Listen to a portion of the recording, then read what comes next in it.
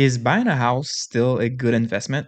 Well, let's take a look. Real estate, as of right now, is the world's largest store of value, and it's worth over $300 trillion.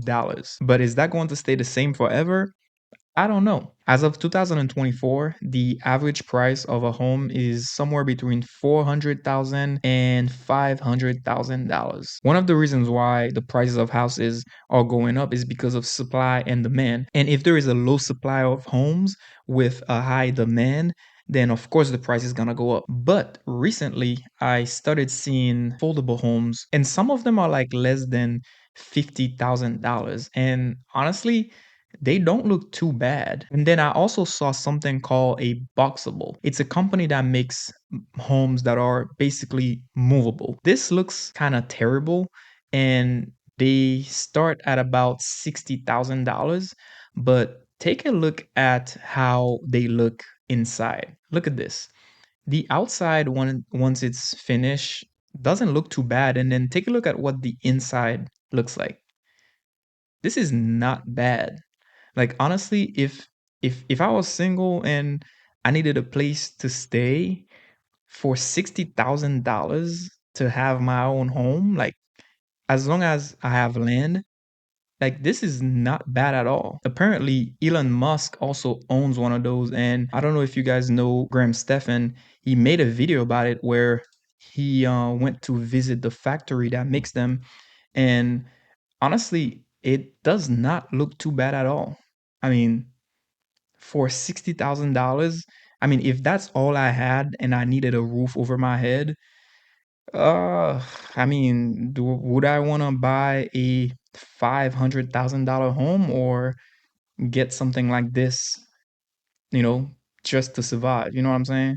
And apparently, that company is also trying to make it so that if you ever want to expand your home in the future, if you're starting to build a family, you can buy another boxable, and then they can make the house a little bigger. And also there are other houses that they make in factories now, and they make them a lot faster using AI and robots. Take a look at what the inside looks like. Actually, let me see if I can find a good clip for you.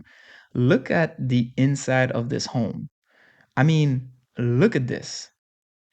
I mean, tell me you would not buy this. Now, the problem that's going to happen in real estate is that instead of having a low supply and high demand, which is going to increase the prices of homes, you're going to have a high supply and low demand, which is going to decrease the price of real estate. I mean, I don't know if it's going to happen. I can't see the future. But if you have people going to buy the $50,000 houses instead of the $500,000 homes, guess what? That's going to create a low demand for your home, which is going to decrease the value of your house over time. So that is why Bitcoin is doing so well, because there's only 21 million Bitcoins and the supply is going to stay the same. And also there is about 3.5 millions that are lost. So the supply of Bitcoin is actually getting lower and lower as people are buying it, and the demand for Bitcoin is also going up over time. So, is buying a house the best investment that you can make? Well, let's take a look at the numbers too. Let's see.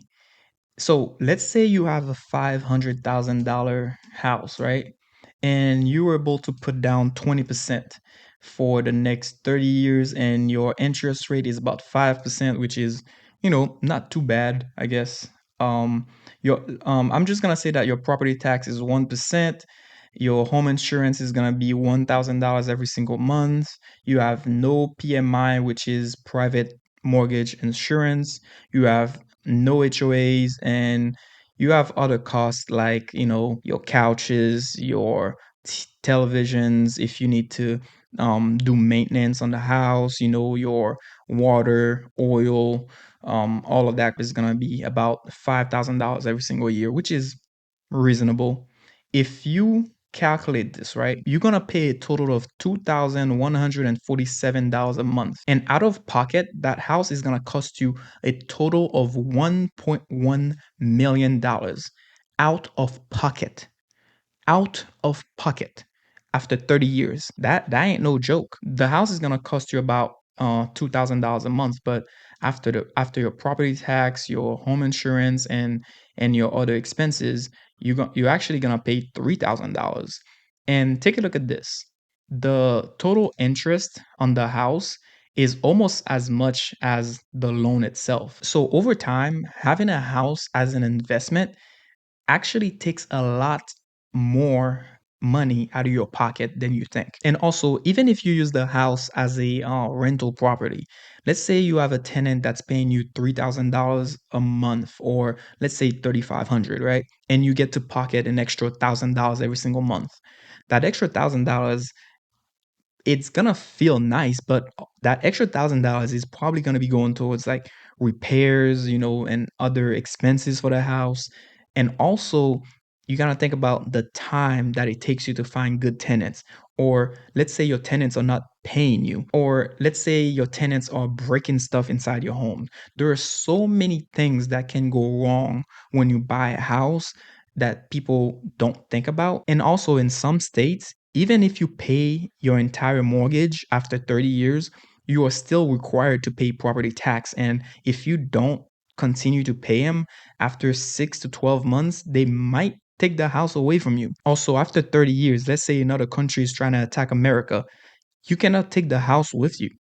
You know what I'm saying? Like, there goes your investment. If you ever need that money back ASAP, the process of buying and selling a house is extremely complicated, and they can take months. And also, natural disasters. That's another problem with homes. Even if you don't live down south where there are tornadoes and hurricanes and all that, the snow and the rain can still affect your house. So basically, buying a house is like having a little baby. You have to take care of it constantly. So if you had $100,000 right now, is real estate the best place to put this as a down payment? I don't know, man, because think about this, right?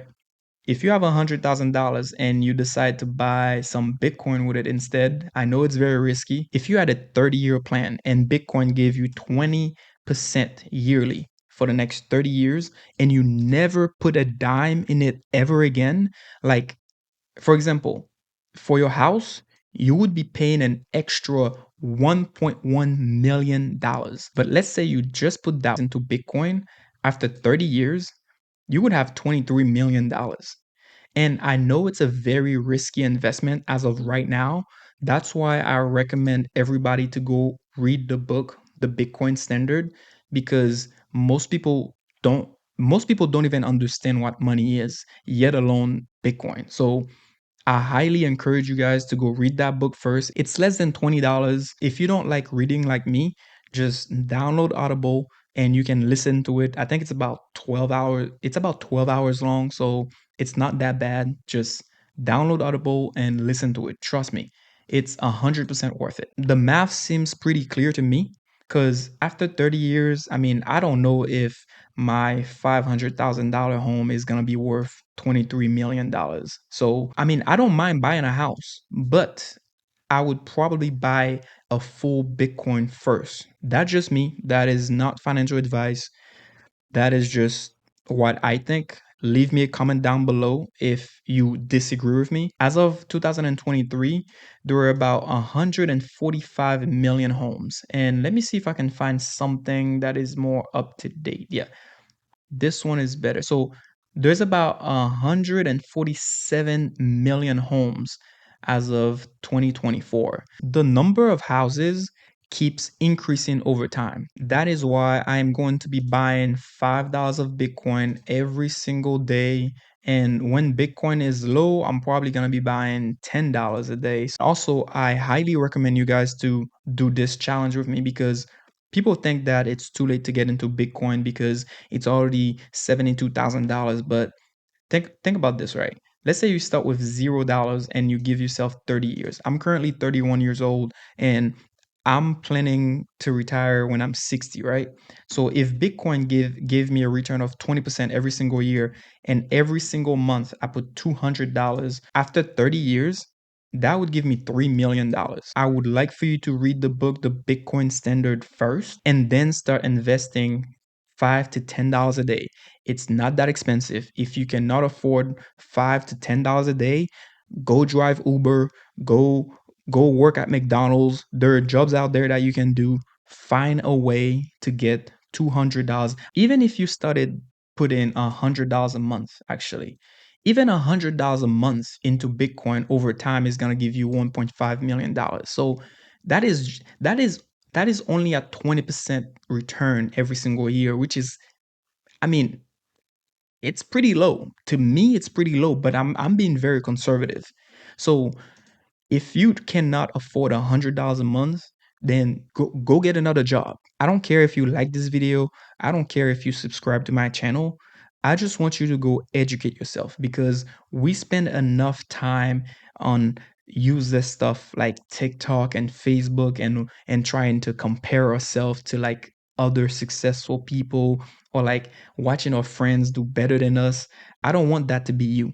I want you to start taking your finances into your own hand. So go read the book, go learn how our financial system actually works, because your future and your family's wealth depends on it.